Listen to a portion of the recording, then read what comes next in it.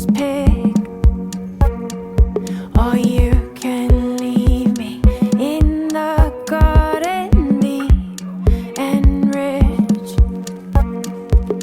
Oh, I can't wait till the earth quakes so I can shake you off.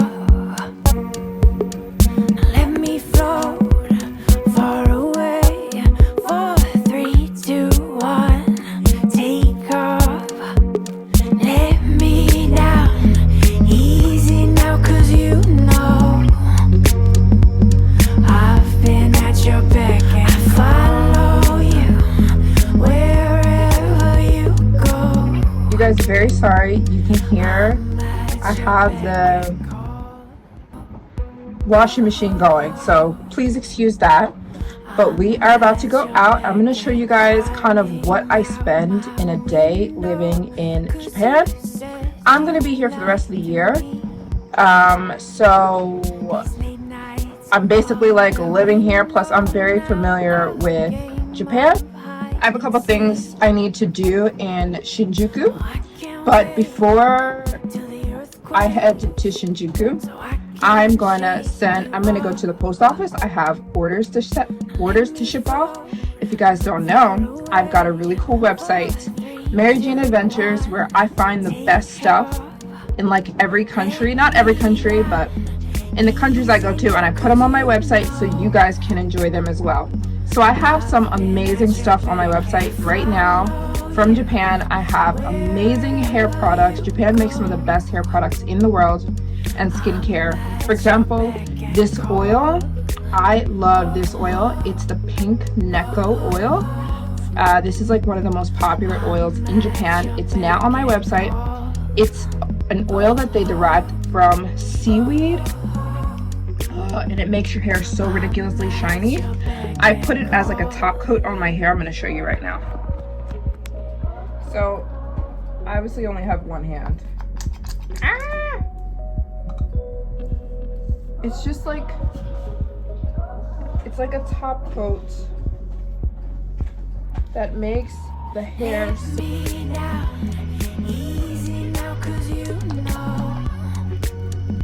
it's amazing. I'm obviously trying to do this with one hand, but yeah, it just makes the hair so shiny. So yeah, anyways, I also have I found this the other week, and I absolutely freaked out. Rice hair oil. This is from one of my favorite brands here in Tokyo called Amikowaya, if I'm pronouncing that right. Anyways, this is one of my favorite brands in Tokyo. It's the rice hair oil. This is a growth treatment. It's amazing. So yeah, I also have a snack box, which I'm going to send some snack boxes today, where I chuck a box full of Japanese snacks and ship them right to you. So yeah, I'm gonna head to the post office because I need to ship orders. I need to go to Shinjuku because I have stuff to do in Shinjuku. I need to go grocery shopping, so just follow me around Tokyo. These late nights are all that we know now, a game of hide and seek. Oh, I can't wait till the earth quakes so I can shake you off. Now let me float far away. 4, 3, 2, 1, take off. Let me down easy now, 'cause you know I've been at your beck and I follow you wherever you go. You guys, I'm in Ginza.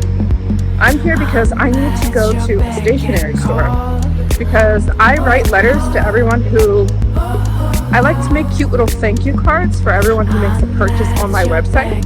So this is the best stationery store. I'm at your beck and call.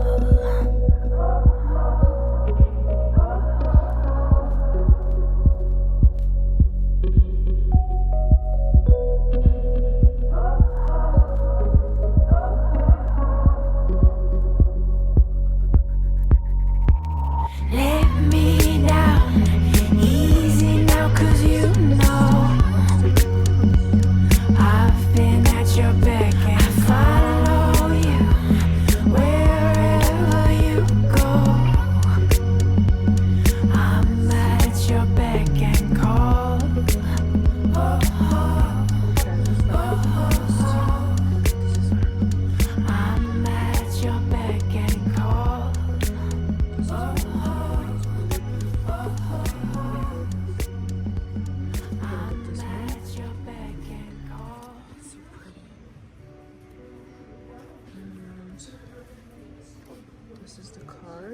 this one.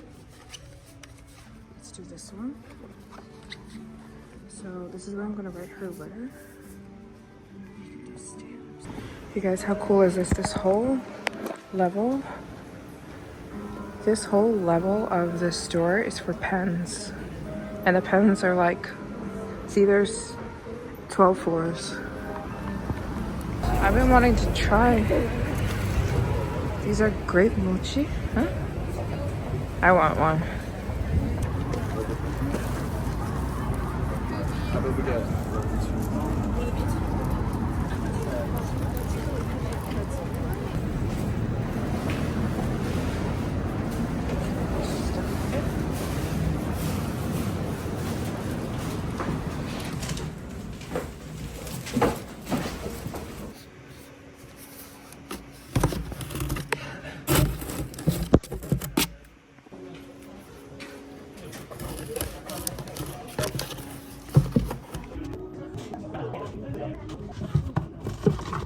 I'm on a mission. I just finished up shipping a lot of orders. Now I'm heading to another post office because I feel bad. Like, I don't want to hold people up. So I usually go to 2 post offices a day so that I don't, like, you know, waste all the time of the person in the post office. So I'm headed to my second post office.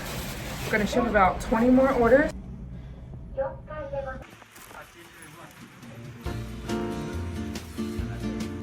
Done my shipping for today. I feel very accomplished. By the way, somebody made a purchase on my website and your name is Hananai. Is that not the most beautiful name? Girl, your name is gorgeous and thank you so much for your order. Thank you.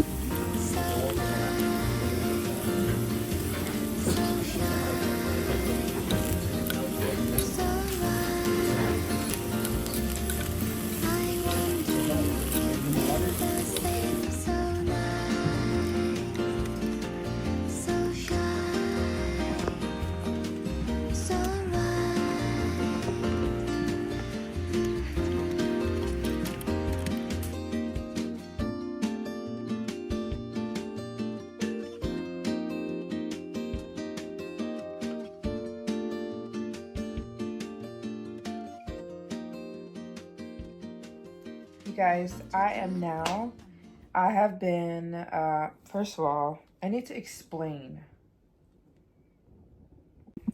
You guys, I need to explain what's going on with my friend.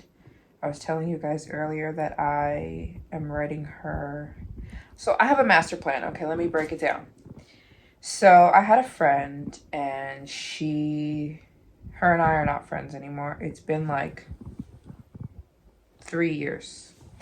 And we briefly spoke, was it a half a year ago? But then it didn't end well. But if I'm being honest, I wasn't really trying. I didn't go about it the way I wish I had gone about it. So basically we were friends and it was my fault. I was the world's worst friend when we were friends. I really was. I was extremely irritable. Oh my gosh. I would make mountains out of molehills. I would make everything a big deal. Every time, every little thing was a big deal to me. I was just a toxic, extremely terrible friend, and there's no other way to put it. I was a horrible friend.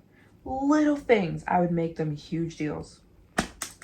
And I remember one time we were all out to eat, and we don't speak the same language as all of my friends, actually, literally all of my friends and my soon-to-be husband, everyone, we don't speak the same language, native language. So I remember one time we were out and she had said to me, I'm going to bring my other friend to dinner with us. Me and her were going to go out to dinner. And she's like, I'm going to bring my other friend to dinner. So she brings her other friend. Her other friend and her speak the same language. I'm the one who didn't speak the language that they spoke. And I just got up and walked out, like, of dinner, like, because they were speaking, which I totally understand. I totally understand. They were speaking to each other and giggling, and I was getting jealous, and I was being that hater who was like, I was feeling like the third wheel. And I'm like, I don't know what you guys are saying. Are you talking about me? I was just extremely insecure and taking it out on her. So I remember I just got up and walked out. Like, we were all sitting at dinner and I just left. I didn't say anything. I just got my stuff and left, even though there was no reason for that at all. They were just friends before I knew them, and their English wasn't so great. So anyways, that was one thing. And then, like, she apologized and apologized and apologized and apologized, and I just made such a big deal out of nothing. And also, I got a boyfriend when that was the biggest thing. You know, sometimes when there's friends and then the friend gets a boyfriend and then you pretend like your friend didn't exist. That's what I did. I became obsessed when I started dating my boyfriend with him, and then I acted like she didn't exist. And I would throw it in her face all the time. Just incredibly toxic. Like, she'd say things to me like, why do you pretend like I don't exist? I knew you before you knew him. Like, it's almost like you've forgotten about me. And I would throw it in her face, and I'd be like, just because you're lonely doesn't mean that. I was just a horrible friend. Horrible. Okay, so I'm just breaking down. I was just a toxic, rude person. I was struggling internally, and I was taking it out. So yeah, there's no other way to put it. I was a jerk. A big jerk. And I don't know where I got my audacity from. Like, the way I would talk to her when we were mad is just horrible. And so we stopped being friends, and what I would do all the time is block her all the time. I was the blocking queen. I'd block her. It was like my thing. Not even say a word, but then I'd come crawling back. Finally, she got sick of me one time, and I blocked her, and I'm thinking, oh, she's always there when I go back to apologize. And I went back to apologize, and she wasn't there. So let's just say this is like 4 years ago, roughly 4 years ago. So I haven't talked to her since. Like I said, we briefly spoke about half a year ago, but I didn't apologize. I should have been apologizing, and I should have been trying to actively fix things, and I wasn't. I was being extremely casual, so I don't even count that, like, us talking. I don't half a year ago, a year and a half ago, whatever it was. I don't even count it. So anyways, I miss her a lot. I think about her every single day. There's not a day that doesn't go by. There's not a day that goes by that I don't think about her. She was the sweetest angel that you'd ever. She's one of those gems that those friends that are so hard to listen. Girls, especially girls. I feel like good girlfriends are hard to come by. We can be so toxic and so jealous, and we stab each other in the back. She never stabbed me in the back. She was never a hater. She stuck by me in hard times. She helped me out in hard times. She was so supportive. Even when I would come at her verbally, she never came back at me, ever. She would just sit there and take it. She never came out of her mouth and said anything to me, even though I did her all the time. I remember one time I'm not even going to tell the story. Anyways, I miss her. I miss her so much. so much. And I wanted to reach out to her actually in the summer because, like I said, I haven't talked to her in so long. So I don't know how she feels about me at all. I have no idea. So I was praying about it, and because sometimes I'll pray to God about, God, should I want to reconnect with this person, should I? And sometimes I will feel immediately, no, cut this off, that person is no good, cut them off. Sometimes, you know what I'm saying, like, you're supposed to let things die sometimes, you know what I'm saying? Sometimes God will straight up tell you, no, you two are best, even no matter what it is. Friends, a boyfriend, I don't know, not a husband. Marriage is different. But sometimes God will tell you no, and sometimes God will tell you, yeah. He'll give you the green light. And he's done this with me so many times. So I'm saying to God, I'm praying this was this summer. I'm like, God, I miss her so much. And I really wanted to invite her to Dubai. And I wanted to fly her out and have her stay with me in Dubai. Because you guys know I live in Dubai. And I just was feeling like it might be too soon. Like, I know we haven't spoken a year and a half. I don't know. Like, I just was really afraid to put myself out there. Get like shot down, you know what I mean? Like, I was like, I don't want to get shot down. Now I'm feeling more confident. I'm feeling more confident, and I did ask God, and I haven't felt like, no, I haven't felt this is not a good idea. And like, I was thinking, like, today I was thinking, like, what do you think would make God proud? Like, when you guys are thinking about making a decision in life, I think a good way to go about it is like, what would make God proud? And I was studying my word too, and in Proverbs there were so many verses that were hitting me upside the head and making me feel like this is a good decision to go after her. It even says in Proverbs, hold on, let me find it.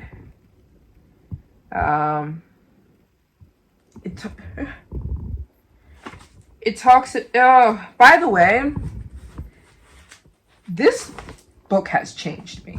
Don't even get me started. I will start crying about what the Bible has done for me in my life. I just can't even.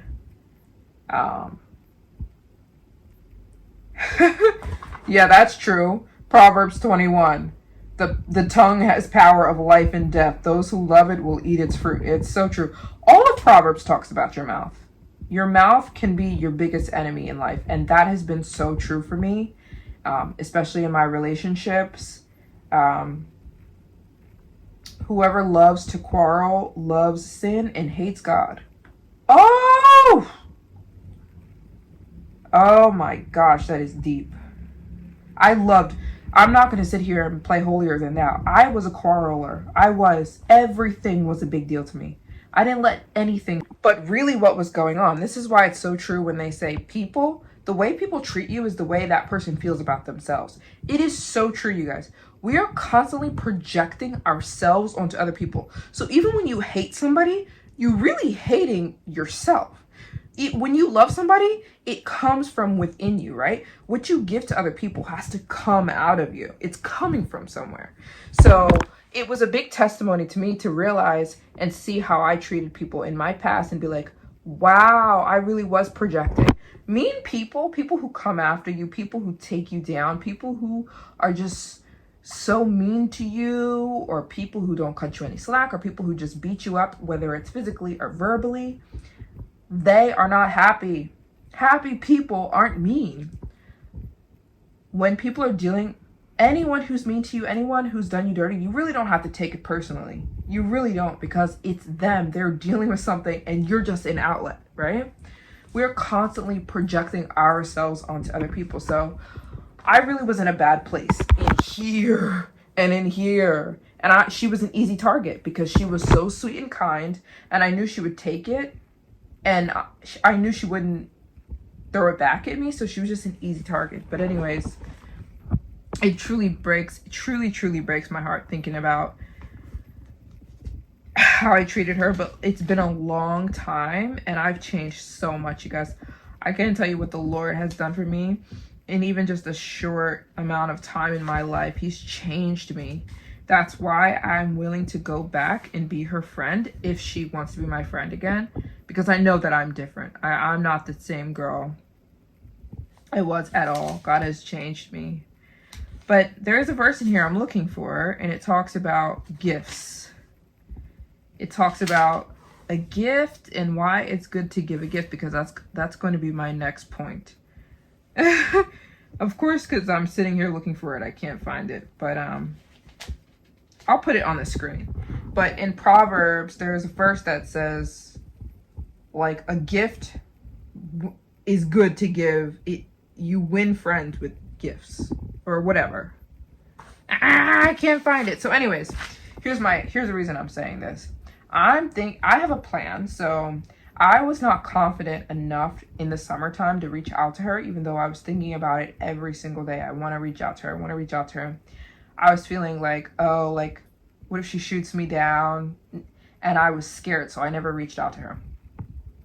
Now I'm feeling more confident, and I think that's probably God giving me the green light. I really, really think that. I was wrestling with this because I'm like, I don't want it to come off the wrong way. That's why I need you guys. I'm honestly reaching out to you guys to see what you guys think. All my girls, all my females, because I'm asking females because we're a different creature. We're different from guys, right? I think guys are a lot less complicated than girls. I want to buy her something really nice. And Joyce Meyer teaches about this.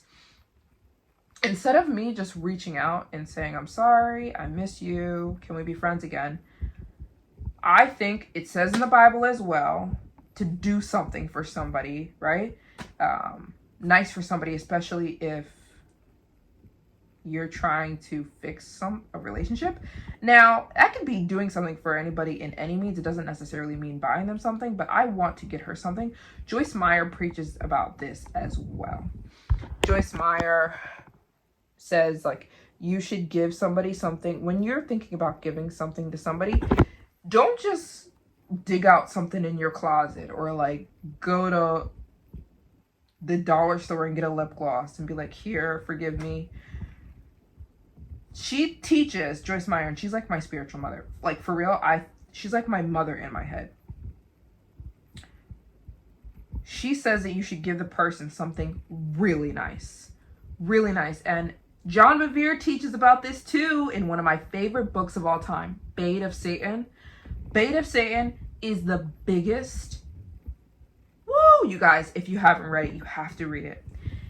Bait of Satan is a book talking about how the devil works and how he's constantly trying to tear us apart and get us offended and get us mad at each other. So the whole earth are just like, everyone's mad at each other, everyone's angry, everyone's offended, everyone's pointing the finger, everyone's accusing, everyone's you're an idiot, you're stupid, you're a liar, you're a schemer, you're a fat, no one likes you, and we're sitting here mad and pointing fingers at everybody, right?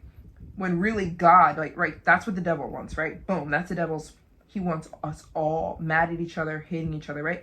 God is the opposite. God wants us in fellowship. He wants us forgiving constantly, loving constantly, all together. It's kind of like a parent who wants all their children to get along, and the parents are like, just forgive them, just forgive your siblings and love them and don't get offended and constantly forgive. Jesus said so many times, forgiveness is one of the most important things in life. You need to constantly forgive. It is the only way to have a relationship, right? So anyways, Bait of Satan, John Bevere wrote that book. He also preaches about going after somebody and like fixing a broken bond. And he talks about how powerful gifts have been. So I'm thinking I need to get her a gift. Like, I just feel it really strong in my spirit.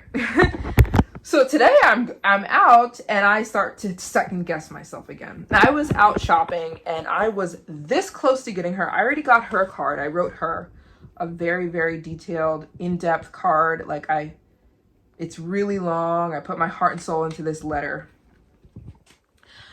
And I'm like, okay, it's because I'm scared. There's something in the back of my head, and it's probably the enemy saying to me, that's stupid, right?